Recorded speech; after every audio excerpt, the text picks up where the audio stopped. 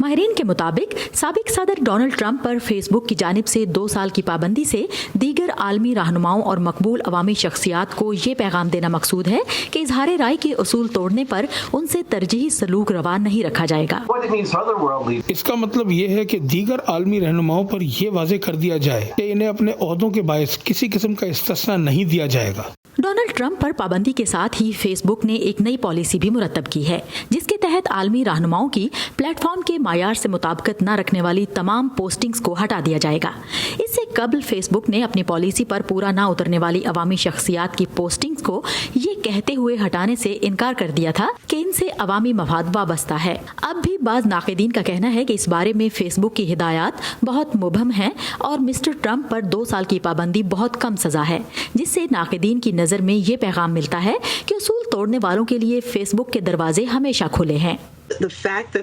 اس کو معطلی تک محدود رکھنے کا مطلب یہ ہے کہ دیگر عالمی رہنما بھی شاید کچھ دیر کے لیے رک جائیں، لیکن انہیں پھر سے فیس بک پر لکھنے کا موقع بھی مل جائے۔ فیس بک کا کہنا ہے کہ وہ عوامی شخصیات جو پابندی ہٹنے کے بعد قواعد کی دوبارہ خلاف ورزی کریں گی، ان کی سزا میں 1 ماہ سے 2 برس تک کا اضافہ ہو سکتا ہے، اور انتہائی اقدام کی صورت میں آپ پر ہمیشہ کے لیے بھی پابندی عائد ہو سکتی ہے۔ اس سے کوئی فرق نہیں پڑتا کہ آپ کون ہیں، آپ چاہے پوپ ہوں، ملکہ برطانیہ یا امریکہ کے صدر، آپ ہماری خدمات حاصل نہیں کر سکتے، اور میرے خیال میں زیادہ تر لوگ اسے معقول قدم سمجھیں گے۔ اس پابندی میں کسی جرم، تشدد یا پرتشدد کارروائیوں کی تعریف یا ترغیب دینا شامل ہے۔ اگرچہ کمپنی نے اپنے مواد کے بارے میں اعتدال پسند فیصلوں کے جائزے کے لیے ایک خود مختار بورڈ تشکیل دیا ہے، تاہم ماہرین اس بورڈ کو فیس بک کی جانب سے خود ذمہ داری اٹھانے سے بچنے کی ایک کوشش قرار دے رہے ہیں۔